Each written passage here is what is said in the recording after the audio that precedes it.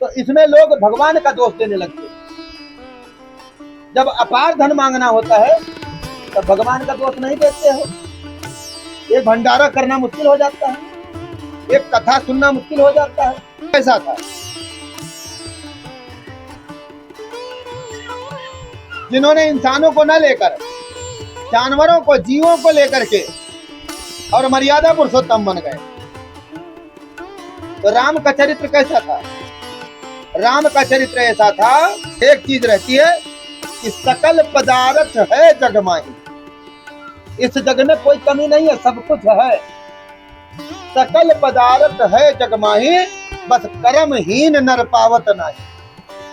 अब भगवान हमको अपने नजदीक बुला रहे हैं, तभी हमारी आंखों से अब जितना ही कम दिखाई देगा उतना ही आप भगवान के नजदीक जाओगे।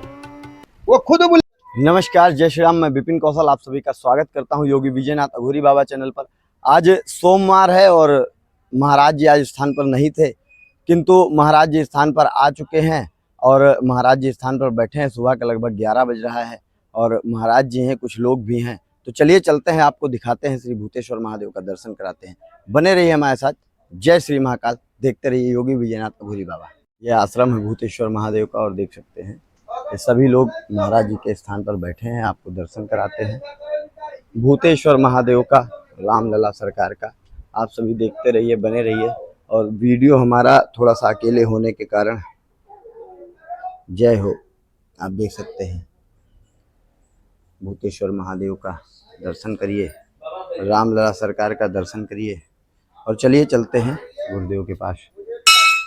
वीडियो थोड़ा सा लेट में पड़ती है क्योंकि हमारे पास कोई टीम नहीं है, तो एडिट करने में समय लग जाता है।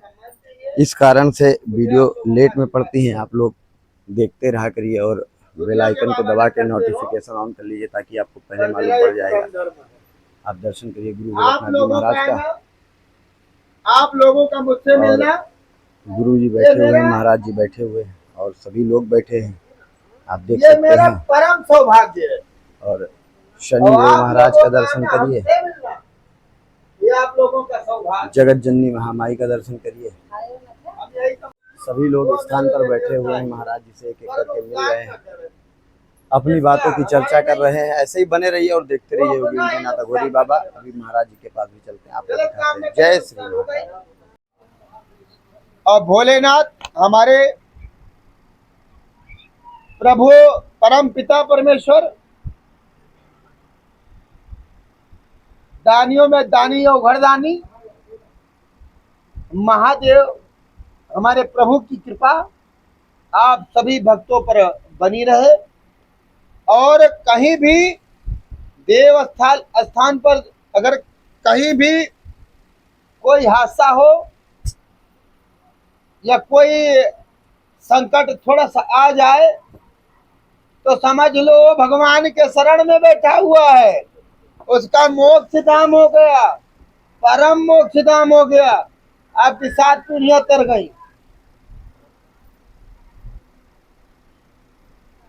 और तो इसमें लोग भगवान का दोष देने लगते हैं। जब अपार धन मांगना होता है तब भगवान का दोष नहीं देते हो। एक भंडारा करना मुश्किल हो जाता है, एक कथा सुनना मुश्किल हो जाता है, एक श्री रामचरित मानस। अभी किसी से पूछो श्री रामचरित मानस क्या है, कोई जानता है?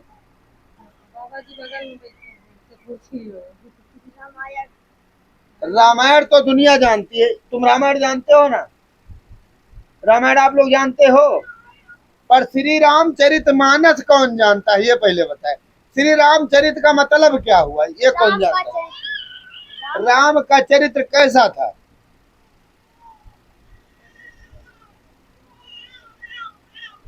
जिन्होंने इंसानों को न लेकर जानवरों को, जीवों को लेकर के और मर्यादा पुरुषोत्तम बन गए।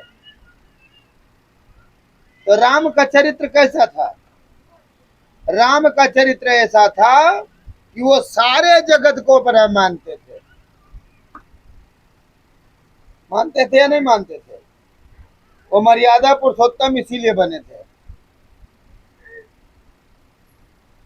आप ही अभी कोई कार्य बिगड़ रहा हो, आप उस कार्य को जाके सही कर दो तो आप मर्यादा पुरुषोत्तम बन जाओगे, नहीं बन जाओगे? है? बताओ। तो इसी तरह हमारे प्रभु श्री राम थे कि वो सभी प्रजा को एक साथ लेकर चलते थे और सत्य के युग में थे वो। एक चीज रहती है कि सकल पदार्थ है जग माही, इस जग में कोई कमी नहीं है, सब कुछ है। सकल पदार्थ है जग माही, बस कर्महीन नर पावत नाही।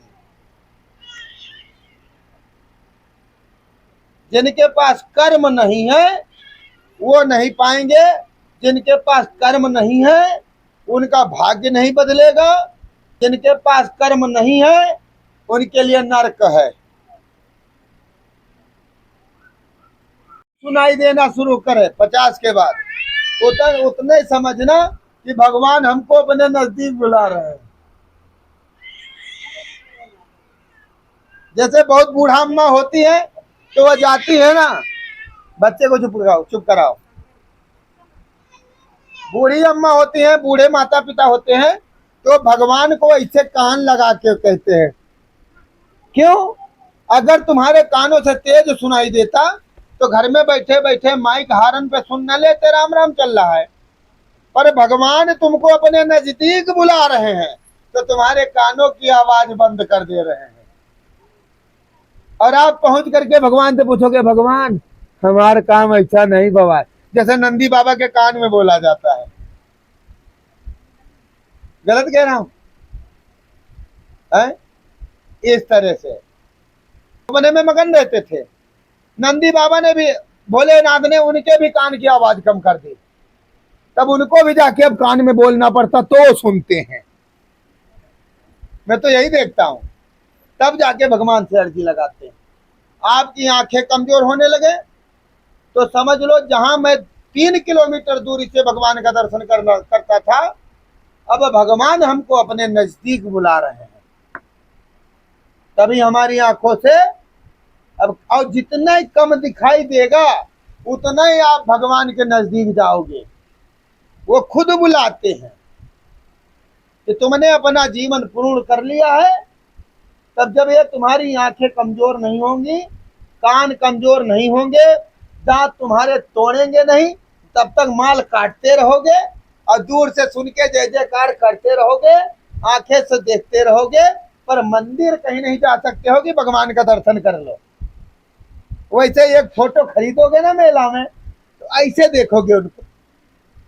अब बताओ भगवान के कितने नजदीक हो तुम, कितने नजदीक हो आप भगवान के।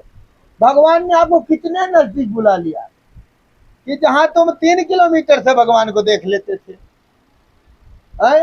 वहां भगवान ने एकदम नजदीक बुला लिया। अब भगवान को ऐसे देखेंगे तो कहेंगे, जय श्री राम, हमार भगवान आई, अरे राम रे राम। तो जब 3 किलोमीटर से देखते थे तो क्या कहते थे, भगवान नहीं वो शैतान है। बहन गलत बोल रहा हूं बताओ?